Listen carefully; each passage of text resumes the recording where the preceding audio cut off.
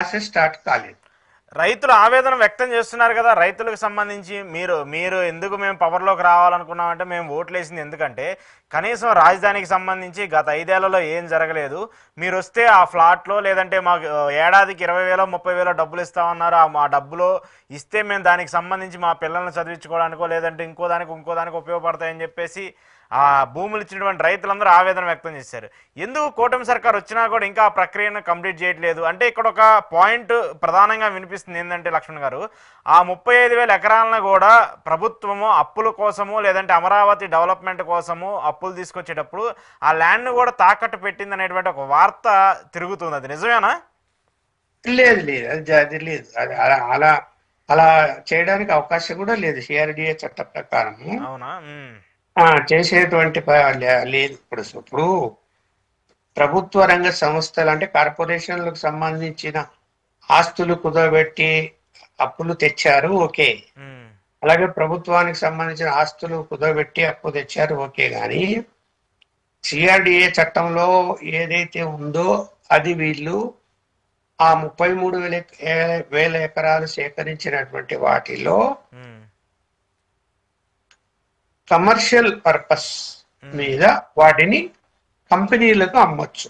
Okay, అంటే ఏదైనా okay. వాడు వ్యాపారం పెడుతున్నాడు, ఇండస్ట్రీ పెడుతున్నాడు ఉమ్, అంటే వాళ్ళకి కేటాయించేసి ఉమ్, వాళ్ళ దగ్గర నుంచి వాళ్ళకి అమ్మేసి డబ్బులు తీసుకోవచ్చు. ఉమ్, ఉమ్, ఉమ్. అంతేగాని ఆ భూమిల్ని తాకట్టు పెడితే అంతకంటే నీచమైన పని ఏది ఉండదు. అంటే ఇప్పుడు ఇంక ఆ, ఏపీలో తాకట్లు పెట్టడానికి ఏమి లేవు కదా. జగన్మోహన్ రెడ్డి అంతా విధ్వంసం చేశారని చెప్పేసి వీళ్ళు ఆరోపణలు చేశారు. మరి వీళ్ళు వచ్చిన తర్వాత కూడా అలాంటి పరిపాలనే సాగుతుంటే మరి దానికి సంబంధించి ఏం చూడాలి? వీళ్ళేమో ఆందోళన పడాల్సిన ఏం లేదు. ఉమ్, జగన్మోహన్ రెడ్డి గారి పీరియడ్ లో కనుక విషయం వదిలేస్తే, మీరు కేంద్ర ప్రభుత్వం ఇవాళ మీకు అన్ని విధాలుగా అండగా ఉంది. ఉమ్. ఏ దాంట్లో సహకరించలేదు చెప్పు?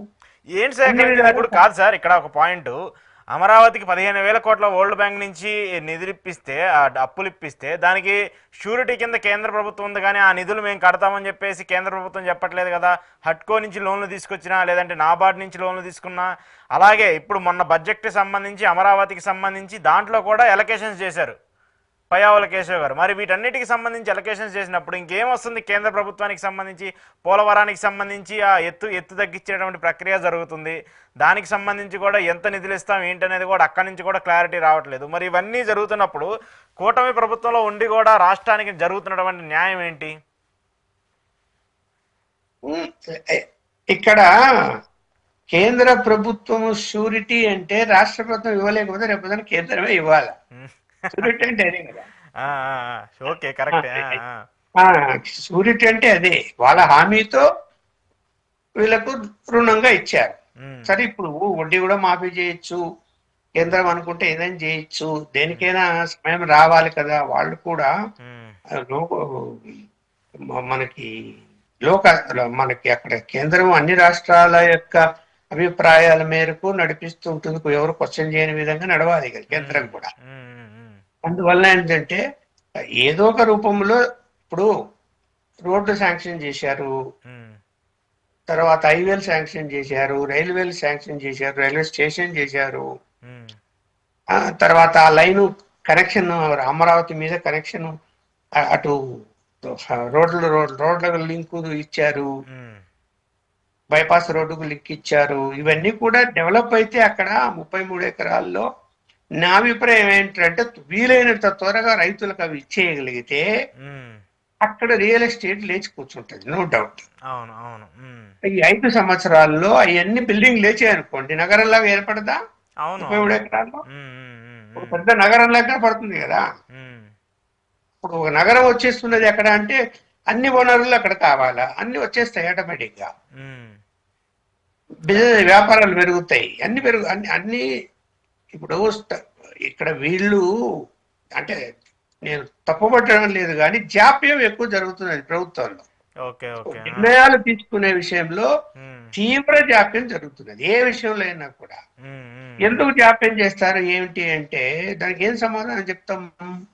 ఇప్పుడు అప్పుడంటే జగన్మోహన్ రెడ్డి గారు ఎవరితో సంప్రదించేవాడు కాదు, ఆయన ఇష్టము, అపాయింట్మెంట్లు ఇవ్వలే, మంత్రులకి ఇవ్వలే, ఎమ్మెల్యేలకు ఇవ్వలే అని చెప్పారు. ఇప్పుడు చంద్రబాబు నాయుడు గారు ఎంతమంది మంత్రులకు ఎంతమంది ఎమ్మెల్యేలకు అపాయింట్మెంట్లు ఇచ్చాడో చెప్పమని చూద్దాం. ఇప్పుడు ఎన్పి మీటింగులు, లెజిస్లేటివ్ పార్టీ మీటింగులో ఉపన్యాసం కొట్టిపోతే అపాయింట్మెంట్ అనరు దాన్ని. ఎవరైనా కానీ 1-to-1 మాట్లాడితే అది అపాయింట్మెంట్ అంటారు. అవును, అప్పుడు వాళ్ళు ఎక్స్ప్లెయిన్ చేస్తారుగా వాళ్ళ సమస్యలకి అన్నిటినీ కూడా. మరి ఎట్లా చెప్పుకుంటారు?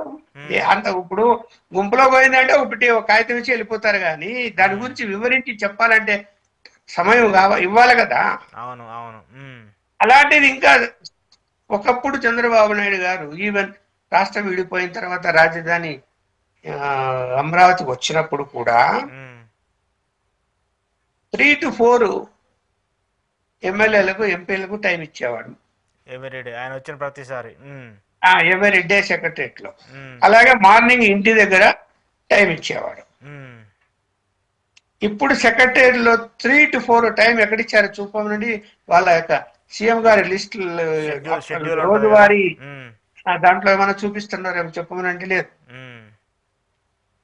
అంటే ఇప్పుడు ఎమ్మెల్యేని కలిసే ప్రక్రియ కూడా జరగట్లేదు అంటారు మీరు చెప్పేదాని ప్రకారం. ఎక్కడ ఎప్పుడు అది ఇప్పుడు ఆవేదనలో ఉన్నారు. ఇప్పుడు చాలా మంది నాయకులు కూడా టీడీపీలో ఆవేదనలో ఉన్నారు. మీరు ఏమైనా చెప్పదలుచుకుంటే ఏం చెప్తారు? రాష్ట్ర అభివృద్ధి చాలా బిజీగా ఉన్నారు, రివ్యూ మీటింగ్లు ఇక్కడ వెళ్తున్నారు అక్కడ వెళ్తున్నారు అని చెప్పి ఏం చేస్తున్నారు? అపాయింట్మెంట్ ఇచ్చే వాళ్ళు ఆయన ఆఫీసరు అంత సులభంగా ఫోన్ ఎత్తాడట. మెసేజ్ పెడితే రిప్లై ఇవ్వడు. ఎట్లా కలుస్తారు ఇంకా చెప్పండి? కలవడం అంటే పద్ధతి ఉంటది కదా. అవునవును, ఒక ప్రోటోకాల్ ఉంటది, దాని ప్రకారం కలవాలి, మాట్లాడాలి. ఇక్కడ రాష్ట్ర అభివృద్ధి విషయంలో మంత్రులు ఎమ్మెల్యేలకు భాగస్వామ్యం ఉండదా? ఉండాలి కదా. వాళ్ళు కూడా ఏదైనా మంచి సలహా చెప్పి ఇక్కడ ఇది నిర్మాణాలు చేపడితే, లేదంటే మా జిల్లాలో లేదంటే మా నియోజకవర్గంలో వీటి నిర్మాణాలు చేపడదాము, దానివల్ల అభివృద్ధి చెందుతుంది, దానివల్ల నియోజకవర్గంలో మంచి పేరు వస్తుంది, ఇవన్నీ ఉంటాయి కదా. అలా కాకుండా ఏమైపోయింది? ఆయన ఒక బిజీ అయిపోయాడు, ఆయన కుమారుడు లోకేష్ గారు ఇంకొక బిజీ అయిపోయారు.